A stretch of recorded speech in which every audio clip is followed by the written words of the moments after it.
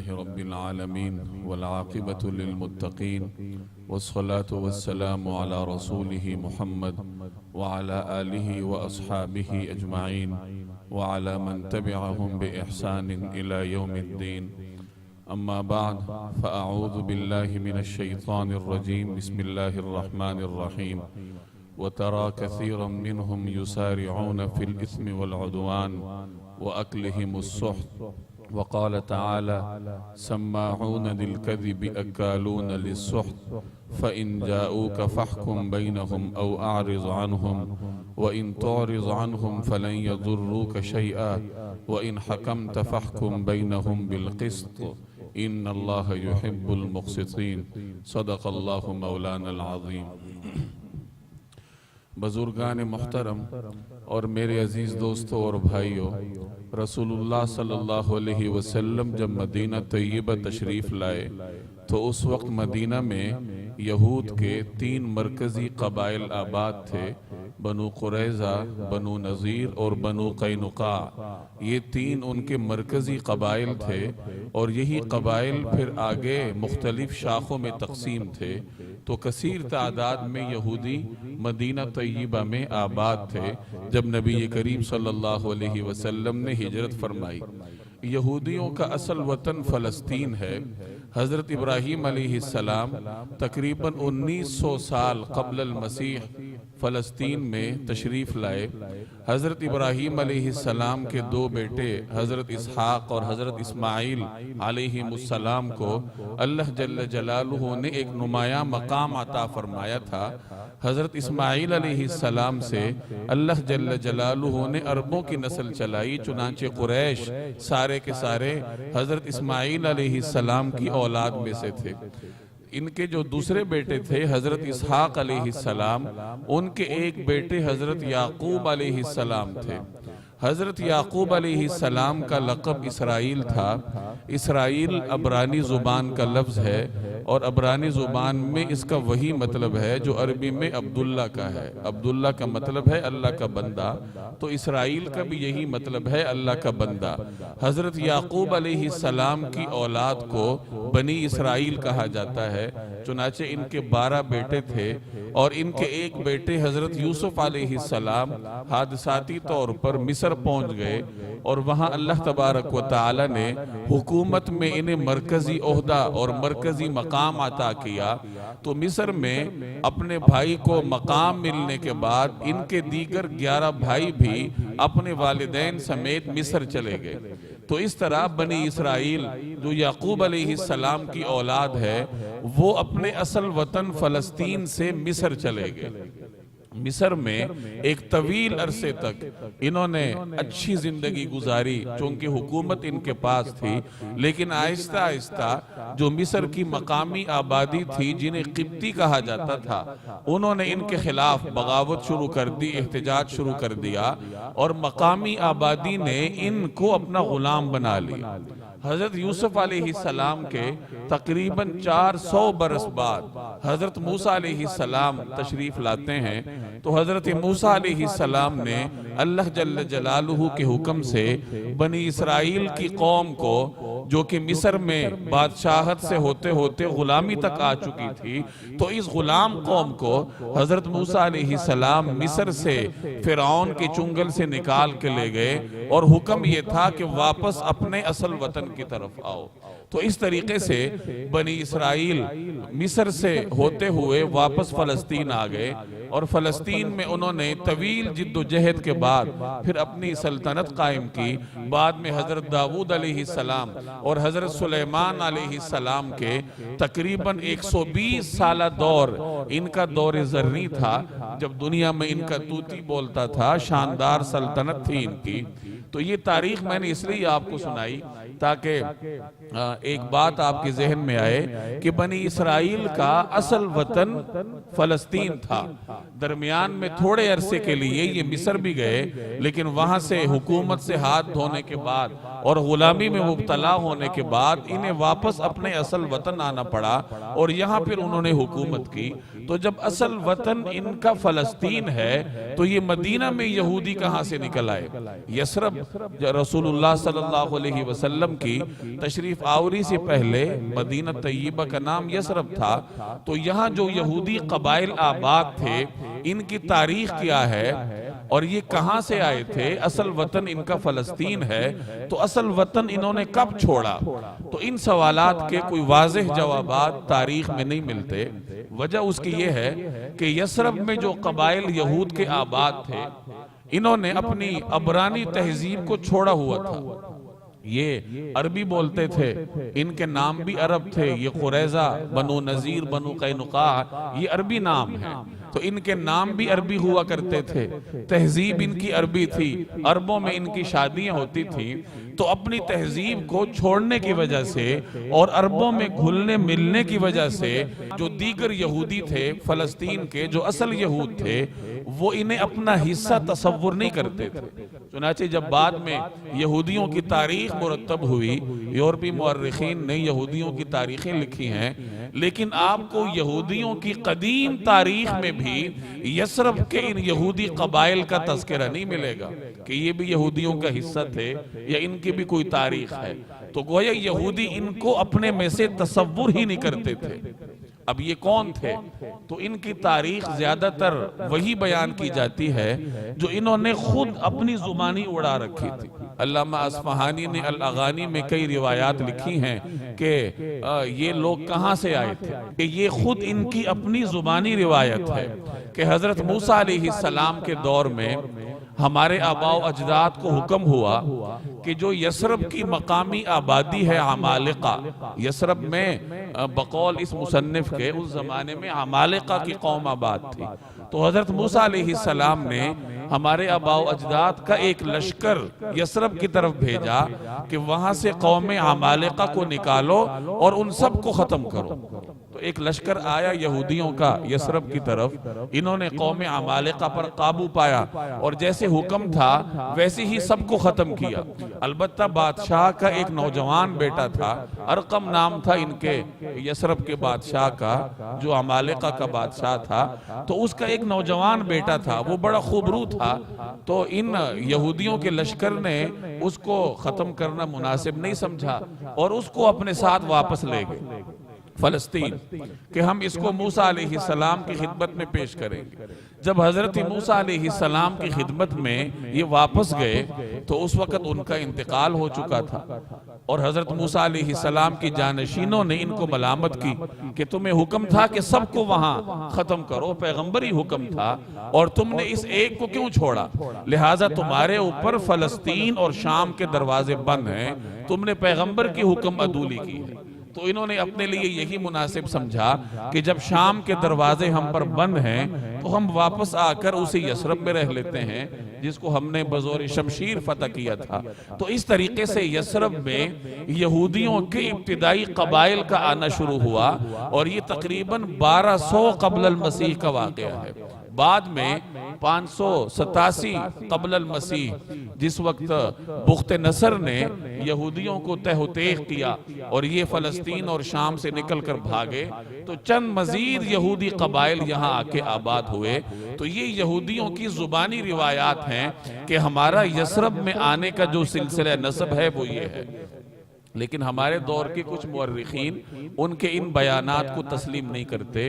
مولانا مودودی رحمہ اللہ مشہور عالم گزرے ہیں، بقول ان کے یہ محض ان کی زبانی اختراعات ہیں اور یہ بیان کرنے کا مقصد ان کا یہ تھا کہ ہم اپنا سلسلہ نسب بیان کر سکیں کہ ہم اس علاقے میں اتنے قدیم وقتوں سے آباد ہیں.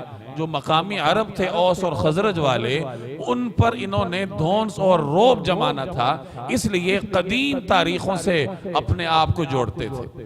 اور ان کی حقیقت یہ ہے کہ یہ حضرت عیسیٰ علیہ السلام کے بعد کوئی 70 عیسوی میں جب رومیوں نے یہودیوں کو قتل کرنا شروع کیا اور انہیں غلام بنانا شروع کیا تو اس کے بعد انہوں نے وہاں سے بھاگنا شروع کیا اور اس وقت پھر یہودیوں کے چند قبائل شام اور فلسطین سے نکلے اور یہاں عربوں میں آ کے آباد ہوئے.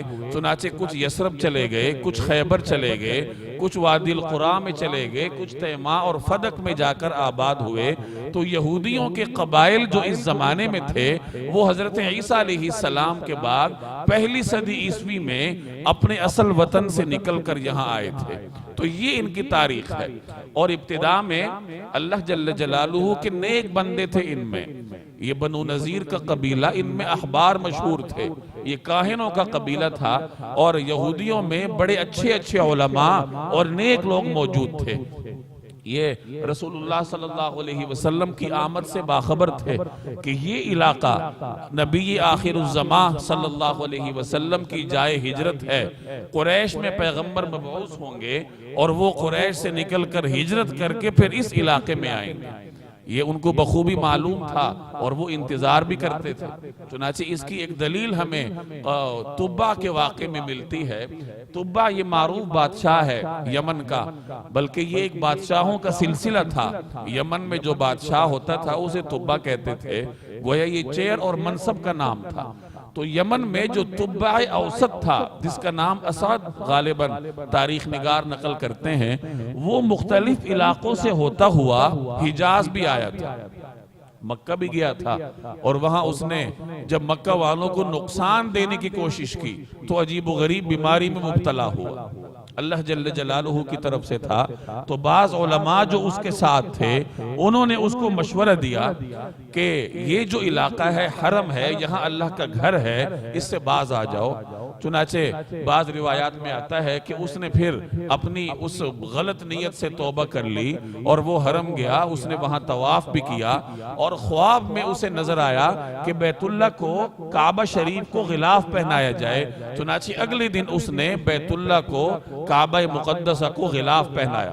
اور جو وہاں بنو جرہم کے لوگ آباد تھے, جو بیت اللہ کے متولی تھے, ان کو اس نے وصیت کی کہ بیت اللہ کو غلاف چڑھا کے رکھا کر. چنانچہ یہ مورخین کے ہاں معروف ہے کہ بیت اللہ کو سب سے پہلے غلاف چڑھانے والا یہ بادشاہ تھا, جس نے خواب میں دیکھا اور اگلے دن پھر اس نے بیت اللہ کو غلاف چڑھایا. اور اس زمانے سے یہ آج تک سلسلہ چلا آتا ہے کہ ہر زمانے کے لوگ بیت اللہ شریف کو غلاف چڑھایا کرتے ہیں. تو مکہ سے ہوتا ہوا یہ مدینہ گیا, یثرب, اور اس نے وہاں کے لوگوں سے جنگ کرنی چاہی. یہاں جو لوگ آباد تھے, اوس اور خزرج کے لوگ بھی یہاں موجود تھے, وہ اس سے دن کو جنگ کرتے تھے اور رات کو اس کی ضیافت کرتے تھے کہ بہرحال دور سے آیا ہے, بادشاہ ہے, مہمان ہے, تو رات کو اس کی مہمان نوازی کرتے اور دن کو اس سے لڑائی لڑتے. تو یہ بڑا حیران ہوا کہ یہ عجیب قوم ہے, ہم نے ان پہ حملہ کیا ہے, یہ دن کو ہمارے ساتھ لڑتے ہیں اور رات کو ہماری مہمان نوازی کرتے ہیں. چنانچہ اس نے جنگ چھوڑی ان کے ساتھ.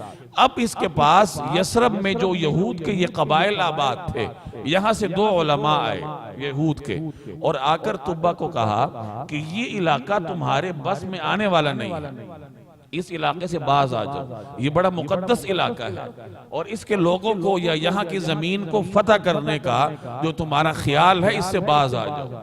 اس نے کہا کیا وجہ ہے؟ تو وہ کہنے لگے یہ نبی آخر الزمان کی جائے ہجرت ہے, اللہ کے آخری نبی نے قریش میں مبعوث ہونا ہے مکہ میں, اور وہاں سے ہجرت کر کے یہاں تشریف لائیں گے, یہ ان کا علاقہ ہے.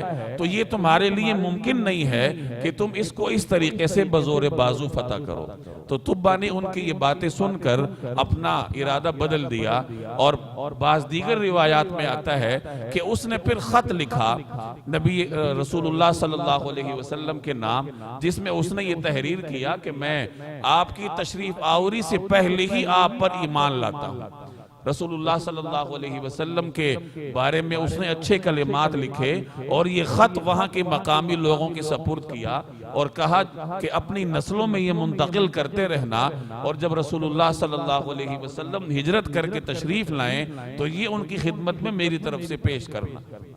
چنانچہ مورخین لکھتے ہیں کہ وہ خط ہوتے ہوتے حضرت ابو ایوب انصاری رضی اللہ تعالی عنہ کے پاس پہنچا تھا. نسل در نسل۔ اور جب رسول اللہ صلی اللہ علیہ وسلم تشریف لائے تو حضرت ابو ایوب انصاری کے ایک غلام کے پاس وہ خط تھا، اور جب وہ غلام خط لے کر آتا ہے نبی کریم صلی اللہ علیہ وسلم کے پاس تو آپ صلی اللہ علیہ وسلم نے اس غلام کا نام لیا کہ اے فلان، حالانکہ آپ کی اس سے پہلے ملاقات تھی، اور پھر آپ نے فرمایا کہ تبا کا جو خط تمہارے پاس ہے وہ مجھے دے دو۔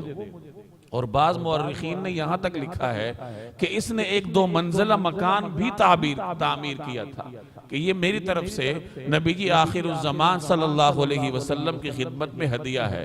اور ہمارے سیرت نگار لکھتے ہیں کہ ابو ایوب انصاری جس گھر میں مقیم تھے یہ وہی گھر تھا جو تبا رسول اللہ صلی اللہ علیہ وسلم کے لیے تعمیر کر کے گیا۔ شاید یہی وجہ ہو کہ جب آپ صلی اللہ علیہ وسلم ہجرت کر کے تشریف لائے اور ہر گھر والا منتظر تھا کہ پیغمبر میرے ہاں قیام فرمائے، لیکن آپ صلی اللہ علیہ وسلم نے لوگوں سے کہا کہ میری اونٹنی کو چھوڑ دو، اس کی نکیل کو نہ تھامو، یہ اللہ کی طرف سے معمور ہے، جہاں اس کو حکم ہوگا وہیں یہ بیٹھ جائے گی۔ چنانچہ وہ اونٹنی بھی سیدھی وہیں آ کے رکی تھی جہاں حضرت ابو ایوب انصاری رضی اللہ تعالیٰ عنہ کا وہ مکان تھا۔ تو خیر یہ واقعہ سنانے کا مقصد یہ تھا کہ اس واقعے سے یہ معلوم ہوتا ہے کہ یہود میں بڑے نیک لوگ موجود تھے جو رسول اللہ صلی اللہ علیہ وسلم کی تشریف آوری کے منتظر تھے، اور نبی کریم صلی اللہ علیہ وسلم کی جائے ہجرت کی وجہ سے یثرب کا احترام بھی کرتے تھے، اور اسی احترام کی وجہ سے انہوں نے تبا بادشاہ کو روکا کہ اس علاقے کو اپنی حوض کا اور اپنی مملکت میں شامل کرنے کا ذریعہ مت بناؤ، کیونکہ یہ رسول اللہ صلی اللہ علیہ وسلم کی جائے ہجرت ہے۔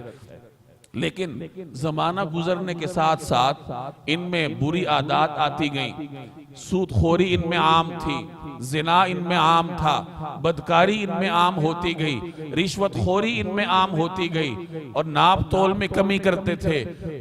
معمولی سے 2 ٹکوں کی خاطر یہ کسی معصوم بچے کو پتھروں سے مارنے سے بھی دریغ نہیں کرتے تھے۔ اس قسم کی روایات ملتی ہیں کہ یہودیوں نے چند ٹکوں کی خاطر کسی معصوم بچے کو پتھروں سے مار مار کر تشدد کر کے قتل کیا۔ قرآن کریم نے کھل کر ان کی یہ برائیاں ذکر کی ہیں کہ وَتَرَا كَثِيرًا مِّنْهُمْ، کہ آپ دیکھیں گے کہ ان میں سے جو اکثر لوگ ہیں یُسَارِعُونَ فِي الْإِثْمِ وَالْعُدْوَانِ وَأَكْلِهِمُ السُّحْتِ، یہ گناہ، ظلم اور حرام مال کی طرف دوڑتے ہیں، لپکتے ہیں ان گناہوں کی طرف۔ اور ایک اور جگہ قرآن کریم کہتا ہے سماعون للکذب اکالون للسحت، یہ لوگ جھوٹ سننے کے دلدادہ ہیں، جھوٹ ان کو پسند ہے اور حرام مال کھانے کے یہ شوقین ہیں۔ تو یہ ان کی وہ عادات بد تھی جنہوں نے اس قوم کو دنیا کی امامت سے اتارا، غلامی اور تنزلی میں دکھیلا، اور اللہ جل جلالہ کے دنیا اور آخرت دونوں جگہوں پر غضب کے مستحق ہوئے۔ حالانکہ ان کو معلوم تھا کہ نبی کریم صلی اللہ علیہ وسلم پیغمبر برحق ہیں، لیکن اس کے باوجود محض ضد اور اناد کی وجہ سے نبی کریم صلی اللہ علیہ وسلم کا انکار کیا کرتے تھے۔ چنانچہ حضرت صفیہ رضی اللہ تعالی عنہا جو ام المؤمنین ہیں، اور یہ حیی بن اخطب جو بنو نذیر کا سردار تھا اور حضرت ہارون علیہ السلام کی اولاد میں سے تھا، بڑا معروف سردار تھا، یہ اس کی بیٹی ہیں۔ چنانچہ ان کا اپنا بیان ہے کہ جب نبی کریم صلی اللہ علیہ وسلم قباء میں تشریف لائے ہجرت کر کے، تو میرے والد اور میرے چچا وہ دونوں ملنے کے لیے گئے، اور ایک اور روایت میں اس کی تفصیل بیان ہوئی کہ یہ دونوں بھائی نبی کریم صلی اللہ علیہ وسلم کی خدمت میں حاضر ہوئے۔ دیگر یہود بھی آ رہے تھے ملنے کے لیے، یثرب کے مزید لوگ بھی حاضر ہو رہے تھے، تو یہ بھی آگئے، علماء تھے۔ چنانچہ حاضر ہو کر انہوں نے درخواست کی کہ ہم نے آپ کے دونوں کندھوں کا درمیانی حصہ دیکھنا ہے۔ مہر نبوت تھی، انہوں نے پڑھ رکھا تھا کہ نبی کریم صلی اللہ علیہ وسلم کی واضح علامت ہے کہ آپ کے دونوں کندھوں کے درمیان مہر نبوت ہوگی۔ چنانچہ رسول اللہ صلی اللہ علیہ وسلم کی اجازت سے انہوں نے نبی کریم صلی اللہ علیہ وسلم کے دونوں کندھوں کے درمیان مہر نبوت کو دیکھا، اور اس کے بعد انہوں نے سوالات کیے رسول اللہ صلی اللہ علیہ وسلم کی ذاتی زندگی کے حوالے سے، والد کے حوالے سے، پرورش کے بارے میں مختلف سوالات کیے جو ان کے ذہنوں میں یا انہوں نے اپنے کتابوں میں پڑھ رکھے تھے۔ جب واپس آئے تو حضرت صفیہ فرماتی ہیں کہ جو میرے چچا تھے انہوں نے میرے والد سے پوچھا کہ کیا یہ وہی نبی برحق ہیں کہ تم نے مکمل انٹرویو کیا، سوالات پوچھے ہیں، مہر نبوت بھی دیکھی ہے اور تم ہمارے مشہور عالم ہو، تو کیا یہ وہی نبی برحق ہیں؟ تو میرے والد کہنے لگے کہ ہاں، اس میں کوئی شک نہیں، یہ وہی نبی برحق ہیں۔ تو میرے چچا کہنے لگے کہ اب ہمارا ان کے ساتھ طرز عمل کیا ہوگا، یعنی ہمیں ان کی حمایت کرنی چاہیے اگر یہ نبی برحق ہیں، یا ہمیں کیا کرنا ہوگا، آپ کیا کریں گے؟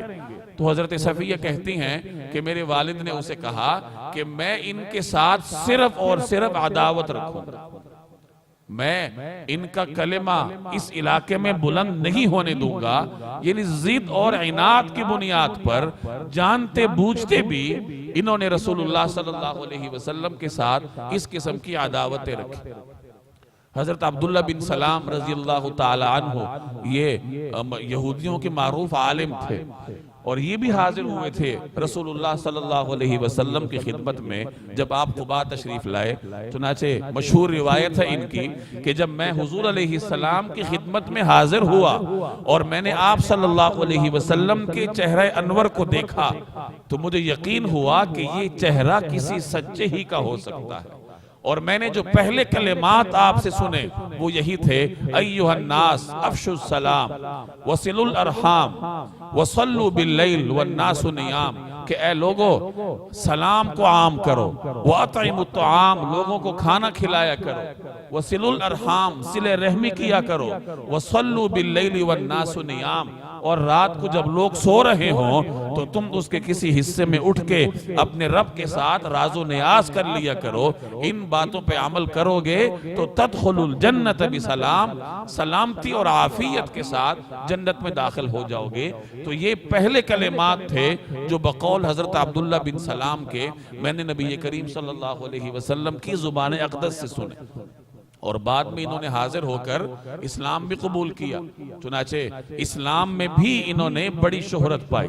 جب انہوں نے اسلام قبول کیا تو نبی کریم صلی اللہ علیہ وسلم سے درخواست کی کہ یا رسول اللہ، آپ ذرا میری قوم کو میرے مسلمان ہونے کی اطلاع پہنچنے سے پہلے میرے بارے میں ان سے پوچھ لیجئے، کیونکہ جب میرے اسلام کا ان کو علم ہوگا تو وہ میرے بارے میں پروپیگنڈے کریں گے، طرح طرح کی باتیں کریں گے، تو آپ پہلے ہی ان سے پوچھ لیجئے کہ وہ میرے بارے میں کیا گمان رکھتے ہیں۔ نبی کریم صلی اللہ علیہ وسلم نے یہودیوں کو بلایا اور کہا کہ عبداللہ بن سلام کے بارے میں تمہاری کیا رائے ہے؟ تو سب نے بیک زبان ہو کر کہا کہ وہ تو ہمارے سردار کا بیٹا ہے، خود بھی سردار ہے اور ہم میں سب سے نیک آدمی ہے۔ جب یہ سنا تو عبداللہ بن سلام پردے کے پیچھے سے یا کسی آڑ کے پیچھے سے کلمہ پڑھتے ہوئے باہر آئے کہ اشہد ان لا الہ الا اللہ و اشہد ان محمدن عبدہ و رسولہ۔ جب یہودیوں نے دیکھا کہ یہ تو مسلمان ہو گیا، اب انہوں نے فوراً ہی اپنا بیان بدلا اور کہا یہ تو ہماری قوم میں سب سے شریر ترین آدمی کہ ہوا شرنا وابن شرنا، کہ یہ تو ہمارے سب سے شریر ترین انسان کا شریر ترین بیٹا ہے۔ تو یہ ان کی صورتحال تھی کہ اتنی جلدی اپنے بیان سے وہ پھر گئے۔ کہاں وہ کہ عبداللہ بن سلام کے گن گاتے تھے، لیکن اب جب سنا کہ وہ تو مسلمان ہو گئے تو اسی عبداللہ بن سلام کو اپنا سب سے شر ترین بندہ کہنے پہ آمادہ ہوئے۔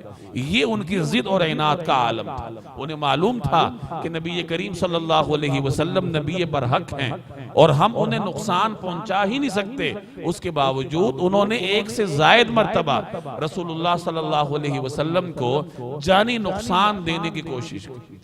بنو نذیر کے واقعے میں شاید میں پہلے عرض کر چکا ہوں کہ رسول اللہ صلی اللہ علیہ وسلم ان کے ہاں تشریف لے گئے دیت کے کسی معاملے پر گفتگو کرنے کے لیے، تو انہوں نے ایک ناپاک منصوبہ بنایا، ایک شخص کو تیار کیا اور اس کو ایک چکی دی بڑی کہ یہ لے کے اوپر جاؤ اور رسول اللہ صلی اللہ علیہ وسلم جس مکان کے سائے میں تشریف فرما ہیں تو یہ چکی اوپر سے گرا دو رسول اللہ صلی اللہ علیہ وسلم کے اوپر۔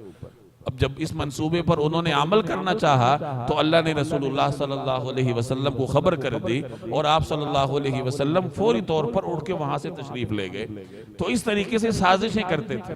ایک یہودی عورت نے غزوہ خیبر کے بعد نبی کریم صلی اللہ علیہ وسلم کو کھانے میں زہر بھی ملا کر دیا، جس کا تفصیلی واقعہ آپ کے علم میں ہوگا۔ ایک صحابی شہید بھی ہو گئے تھے۔ اسی طریقے سے کعب بن اشرف جو بنو نذیر قبیلے کا بڑا مشہور یہودی سردار تھا، حافظ ابن حجر نے ایک روایت نقل کی ہے کہ اس نے ایک مرتبہ منصوبہ بنایا، نبی کریم صلی اللہ علیہ وسلم کی دعوت کی اور کچھ لوگ تیار کیے کہ جیسے ہی رسول اللہ صلی اللہ علیہ وسلم تشریف لائیں تم لوگوں نے فوری طور پہ حملہ کر دینا ہے جناب رسول اللہ صلی اللہ علیہ وسلم پر۔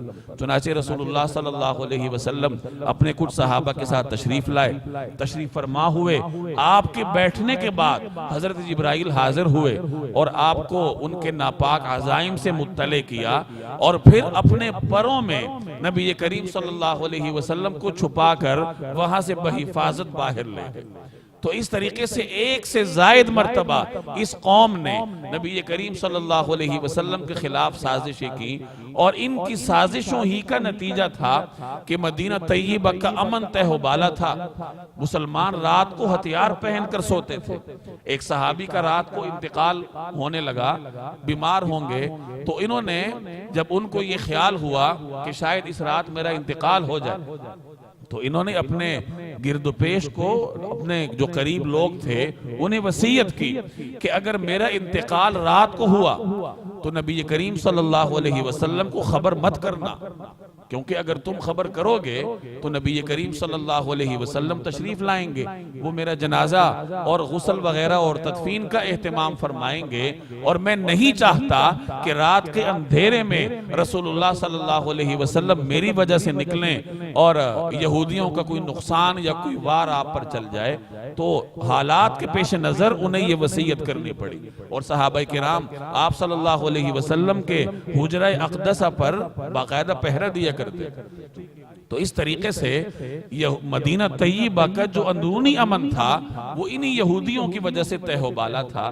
تو خلاصہ یہ ہے کہ یہ وہی قوم ہے جنہیں اللہ جل جلالہ نے دنیا کی امامت پر سرفراز کیا تھا۔ حضرت یعقوب علیہ السلام کے واسطے سے یہ براہ راست حضرت ابراہیم کی اولاد تھے، لیکن جب انہوں نے سود خوری کو اپنایا، ظلم کی طرف گئے، رشوت کا بازار گرم کیا، بے حیائی کا ارتکاب کیا اور زنا بدکاریاں ان کے معاشرے میں عام ہو گئی، تو اللہ جل جلالہ نے دنیا اور آخرت دونوں مقامات پر ان کو اپنے غضب کا مستحق قرار دیا۔ اب جو یہود کے جرائم تھے وہ سب ہمارے اندر موجود ہیں۔ اگر قرآن کریم یہود کے بارے میں کہتا ہے کہ یہ ظلم کی طرف لپکتے ہیں تو کیا ہم نہیں لپکتے؟ ہمارے ہاں جس شخص کا جتنا بس چلے کیا وہ ظلم نہیں کرتا؟ اگر بھائی کا بس چلے تو کیا وہ بہن کی وراثت کو دباتا نہیں ہے، اس کے حصے کو دباتا نہیں؟